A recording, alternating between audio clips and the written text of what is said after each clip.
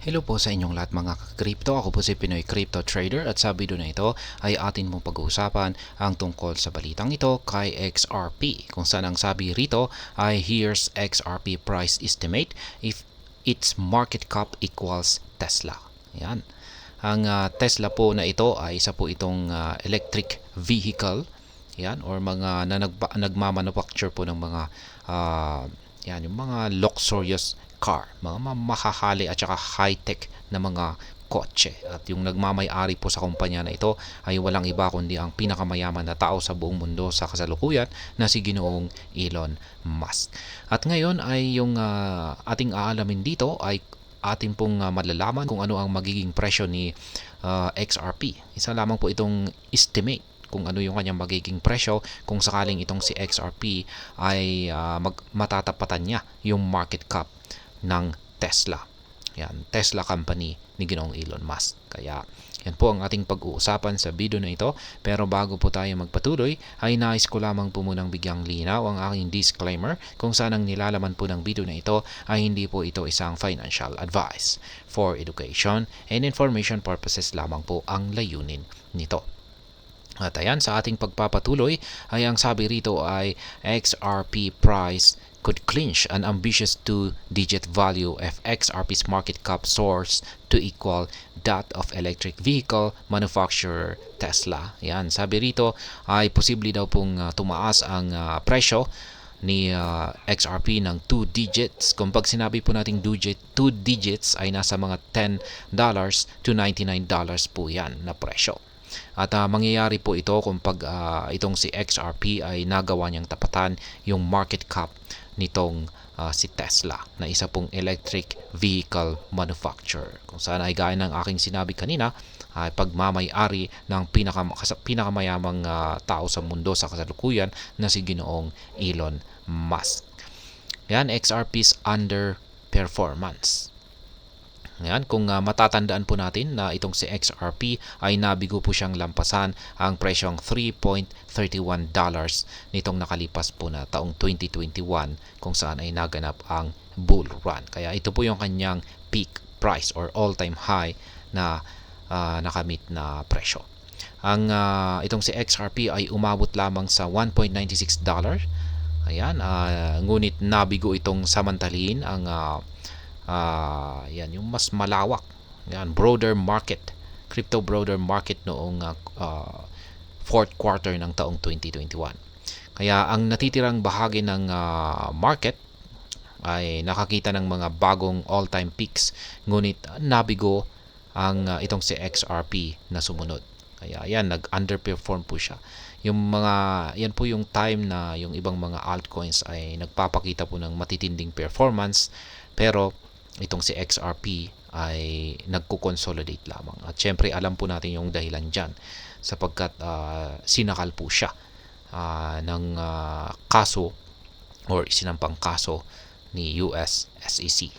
Kaya ayan, ngayon ay habang nagpapatuloy ang kasalukuyang bull market ay ilang mga market participants ang nagmumungkahi or nagsasuggest na maaring muling ma-miss out ni XRP ang isa pang bull rally. Ngayon ay nabigo ang asset na muling makuha ang presyong maski $1 lamang na presyo, lalo na nung muling subukan nito ang $1.96 na mataas na kanyang previous bull rally. Kapansin-pansin ang kawalan ng kakayahan ni XRP na lampasan ang mga nakaraang mataas na presyo nito na nagpapanatili sa market cap nito sa mababang halaga. Kaya ayan, bigo po siyang balikan yung kanyang previous all-time high, lalong-lalo na yung $3.31. Matapos ang pagpapakilala nito ay ayan, nakipaglaban po itong si XRP upang makuha ang pangalawang pwesto ng pinakamalaking crypto asset yan sa isang panahon. Sa ilang pagkakataon, ang labang ito ay patuloy na kasama ng Ethereum. Gayunpaman sa oras ng paglabas ng balitang ito ay ganap na nakuha ng Ethereum ang pwestong ito na may market cap na $300 billion.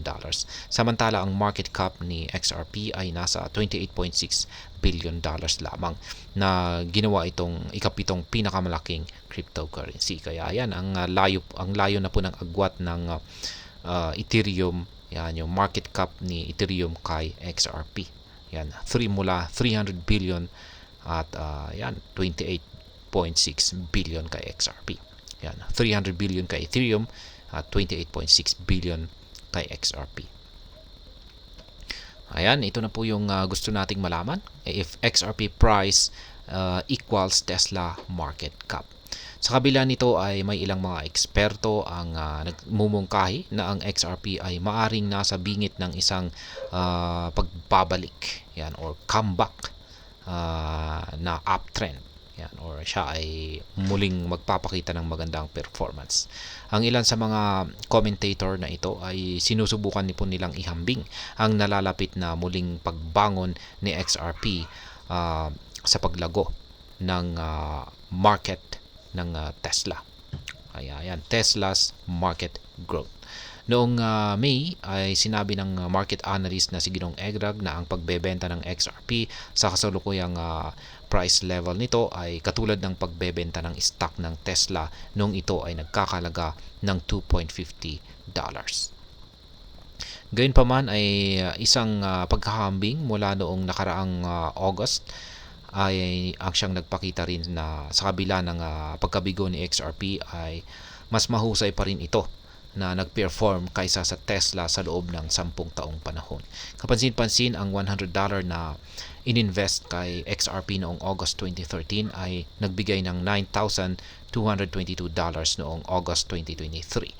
Sa paghahambing, ang Tesla ay nagbigay ng yield na $2,189 sa parehong panahon. Kaya ibig mong sabihin ay mas mababa kay Tesla. Ayan, kay XRP ay $9,222. Ayan. At kay Tesla ay $2,189. Kaya ayan, mas malaki. Di hamak na mas malaki kay XRP. Gayunpaman, ang pangkalatang paglago ng Tesla ay walang kapantay.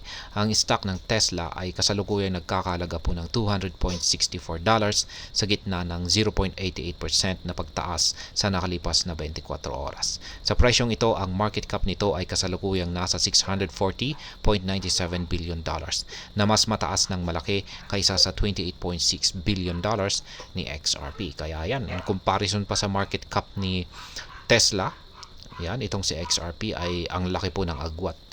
Si Tesla ay $640.97 billion yung kanyang market cap, samantalang nasa $28.6 billion lamang itong si XRP. Ayan, ito po yung datos ng Tesla. Ayan, mula po ito sa ayan, Tesla stocks and market cap. Ayan. Kamakailan ay ang ginawa po ng Crypto Basic ay inassess po nila kung magkano ang magiging presyo ni XRP kung makuha nito or mapantayan nito ang market cap ni Tesla.